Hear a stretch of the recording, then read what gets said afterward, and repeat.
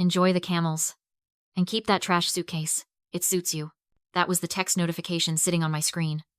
I looked up through the glass just in time to see the Emirates tail fin disappear down the runway. I dialed my mother immediately. One ring. Click. Then the automated voice. The subscriber is not accepting calls.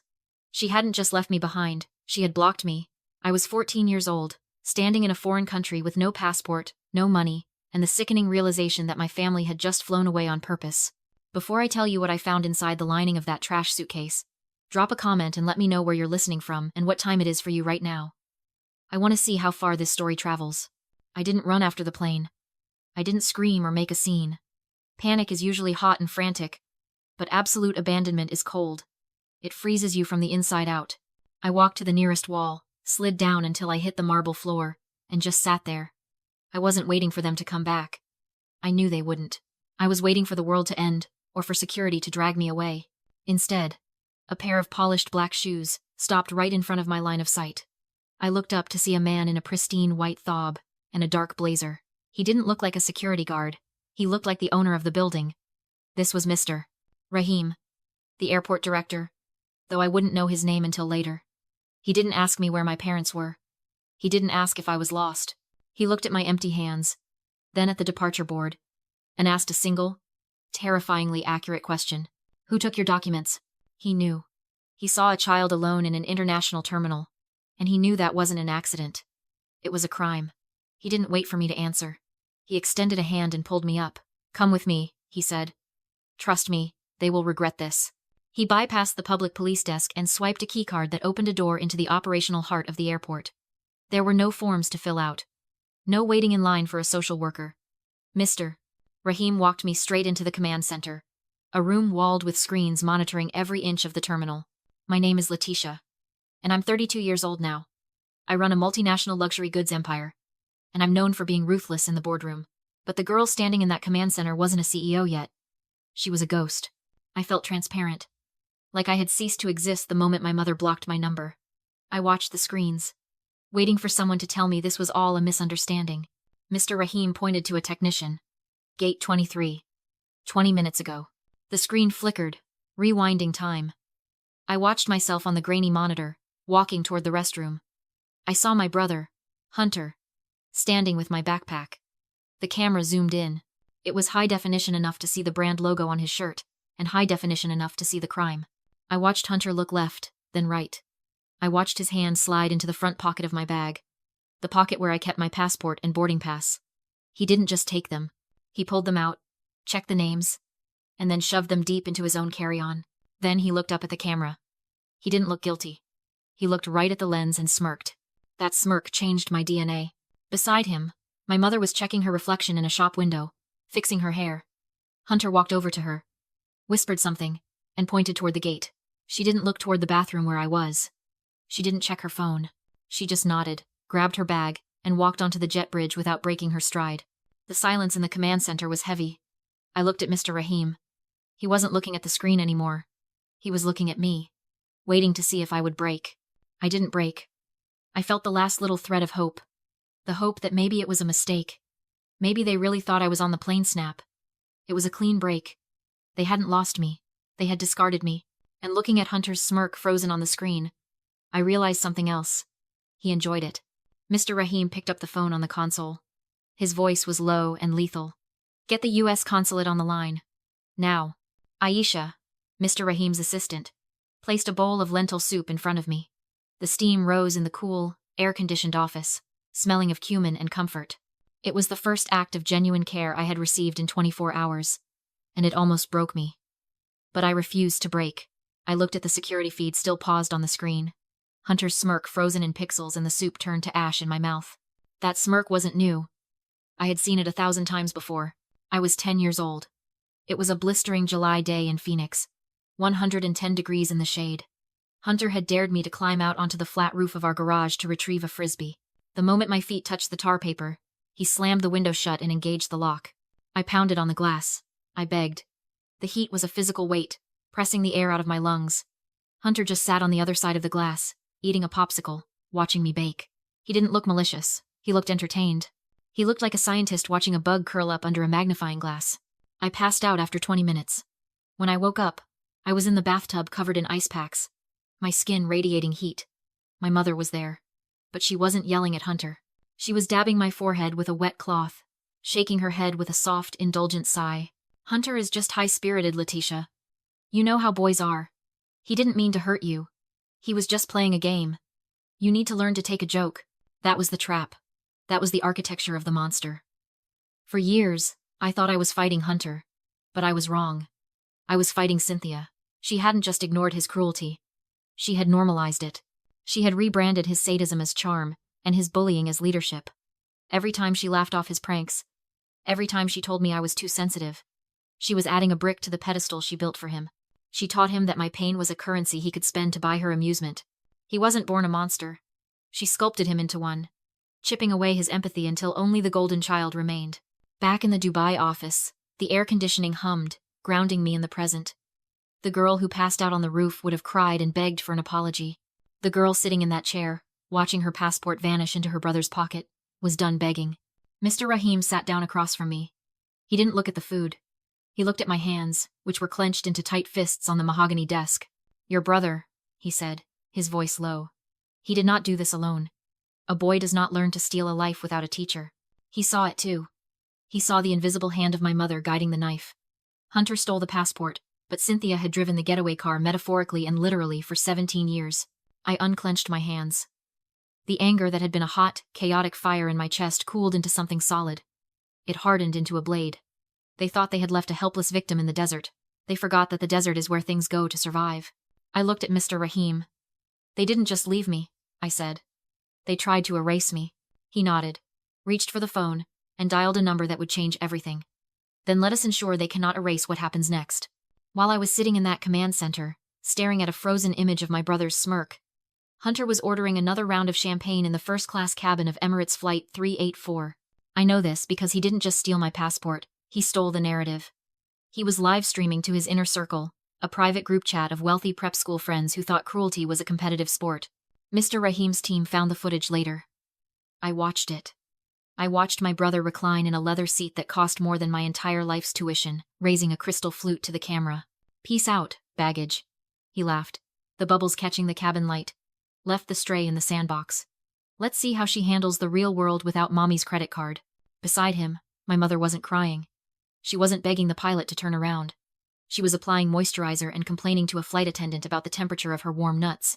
That was the detail that finally killed the last of my childhood hope. She wasn't worried about my safety. She was annoyed by my absence. To her, my abandonment wasn't a tragedy. It was an administrative inconvenience she had successfully outsourced to airport security. She believed I was throwing a tantrum. She believed I was hiding in a bathroom to ruin her vacation. She was already planning my punishment, grounding me, taking away my books, maybe sending me to that disciplinary camp she always threatened me with. She had no idea she was flying toward a wall. When they landed in Bangkok, the delusion of power was still intact. They bypassed the economy line, walking straight to the priority immigration desk. With the arrogance of people who believe borders are just suggestions. Hunter was still texting. He sent one final message to his best friend. 2 million secured. Dad's trash is in the bin. He thought he had won. He thought the game was over. But when he handed his passport to the Thai immigration officer, the scanner didn't beep with the usual green light. It let out a harsh, dissonant buzz. The officer frowned, swiping it again. Then he looked up, his face impassive. Sir, please step aside. This was the moment. This was where a normal person would feel fear. But Hunter didn't feel fear. He felt insulted. This is the delusion of the pampered. They cannot conceive of a world where no applies to them. Step aside? Hunter laughed, loud and sharp. Do you know who I am? We're American citizens. Check your machine. It's broken. Cynthia stepped in, using her hospital administrator voice, the one she used to terrify nurses. Excuse me. My son is tired. We are not stepping anywhere. Fix your system. The officer didn't argue. He simply pressed a button under his desk. 2 armed border police officers materialized from the sides. They didn't care about Hunter's trust fund. They didn't care about Cynthia's PTA status. They put a hand on Hunter's shoulder, and Hunter snapped. He didn't ask what was wrong. He screamed, "Get your hands off me. I'll sue you. I'll buy this whole airport and fire you." He was screaming about lawsuits in a country where he had zero jurisdiction. To men holding automatic weapons. It was pathetic. It was the roar of a paper tiger who had never felt rain. He genuinely believed that his outrage was a currency that could buy his way out of consequences. He didn't know that 4,000 miles away, in a quiet office in Dubai, a kill switch had been flipped. Back in Dubai, Mr. Rahim didn't scream. He didn't need to. True power doesn't raise its voice. It simply makes a phone call. He picked up the heavy receiver on his desk and dialed a direct line. He didn't ask for a favor. He stated a fact. This is Director Rahim. I am invoking the Child Protection Protocol with the U.S. Consulate. We have a confirmed case of malicious abandonment and identity theft involving a minor. I am sending the evidence packet now. He tapped a single key on his keyboard. The video file, Hunter's smirk, the theft, the departure flew across the digital network to the inbox of a federal agent who did not find child endangerment funny. Revoke them, Mr. Rahim said. It was a command, not a request. They do not leave that airport. I watched the monitor on his desk. It displayed a live link to the consular database, a privilege of his high-security clearance. I saw my mother's digital profile. Beside her photo, a small green light pulsed next to the word valid. Then, it blinked once. The green died. A harsh, static red bar slammed across her face. The text changed instantly. Revoked. Criminal investigation pending. It took 10 seconds to dismantle 40 years of my mother's carefully curated respectability. It was cleaner than a guillotine. 4,000 miles away in Bangkok, the invisible blade dropped. The immigration officer looked at Hunter. Then at the screen. Then back at Hunter. He didn't look angry anymore. He looked bored. He pressed a button under the counter, and the glass partition between them slid shut with a mechanical hiss. Hey! Hunter banged on the glass. I'm talking to you. Open this up. Cynthia pushed him aside, her face flushed with the indignation of a woman who had never been told no by anyone but a manager. This is ridiculous. I am calling the embassy. She pulled out her phone. She didn't get the chance to dial. 4 officers surrounded them. They weren't the polite customer service agents my mother was used to bullying. These were border enforcement. They didn't care about her PTA status.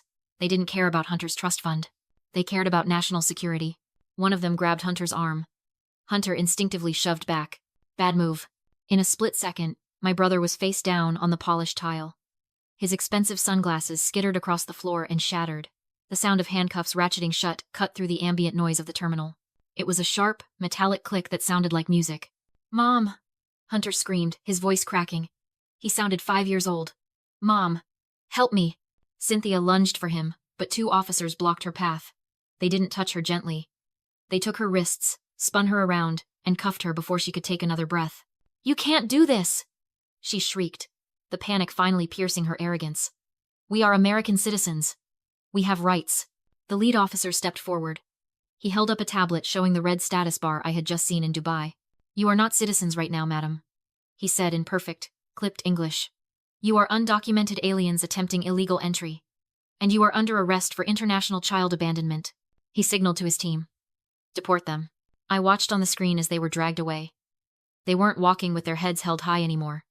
They were stumbling, weeping, stripped of their dignity and their leverage. They were being hauled to a holding cell to await the next flight back to the jurisdiction they had tried to flee.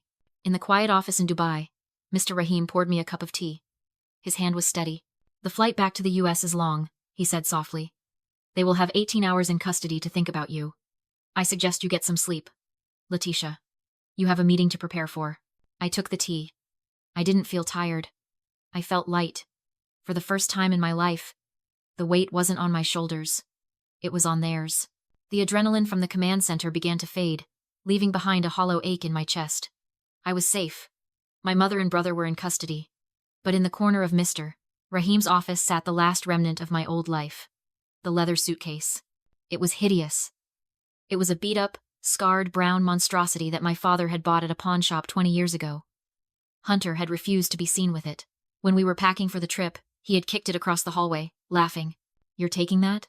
God, you really are a garbage collector. Just put your trash in a trash bag, Letitia. It fits the aesthetic. I stared at it. It smelled like old tobacco and failure. It represented everything I was to them. Outdated, heavy, and embarrassing. I stood up, walked over to it, and grabbed the handle. Where are you going? Mr. Rahim asked, looking up from his paperwork. I'm throwing this away, I said, my voice shaking. I don't want it. I don't want anything from them. I don't want anything from him. My father. He left me this suitcase. He told me to never let it out of my sight. He said it was sturdy. But he didn't protect me. He died and left me with a mother who hates me and a brother who just tried to erase me. This suitcase is just garbage. I dragged it toward the door. I was going to find the biggest dumpster in the airport and heave it in. I wanted to hear it crash. Wait. Mr. Rahim stood up. He walked around the desk and placed a hand on the suitcase. He didn't pull it away. He just rested his hand on the worn leather. He frowned. Letitia, he said slowly. Your father. Was he a foolish man? No, I said. He was paranoid. He didn't trust banks. He didn't trust computers. And yet, Mr. Rahim said, tapping the side of the bag, this suitcase is empty, yes? You said your brother took your clothes? He took everything. It's empty. Then why does it weigh 10 pounds? I stopped. He was right. It felt heavy. I had assumed it was just the old, thick leather frame. Mr. Rahim lifted the bag onto his desk. He opened the latches. The interior was empty, just torn silk lining where I had packed my oversized t-shirts. He ran his hand along the bottom panel. It was hard. Too hard. He pulled a silver letter opener from his desk drawer.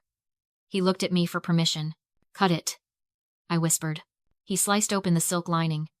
Beneath it were rows of vacuum-sealed packets, not drugs, but paper. Mr. Rahim pulled one out, examined it, and whistled. These are bearer bonds, he said. Unregistered. Anonymous. Worth whatever the holder carries. He counted quickly. $2 million. My father hadn't left me trash, he left me a fortune sewn inside the ugly suitcase everyone mocked. He knew Cynthia and Hunter would try to grab everything. So he hid the money where they would never look. I reread Hunter's text. Keep that trash suitcase. He had literally given me the inheritance he tried to steal. Mr. Rahim smiled. By attacking you, your brother legally forfeited his claim. Under the Slayer rule, it's all yours. 18 hours later, I waited in Phoenix with new clothes and a top-tier attorney Mr. Rahim arranged. My mother and Hunter were escorted out in cuffs and restraints. Cynthia immediately tried to have me committed, claiming I was mentally ill. If she got me locked up, she could erase my testimony. Mr. Sterling quietly handed the marshal a court order. Emancipation, protection, and immediate termination of her parental rights. You are the defendant, he told her. Letitia is the plaintiff. The trust was safe. And so was I.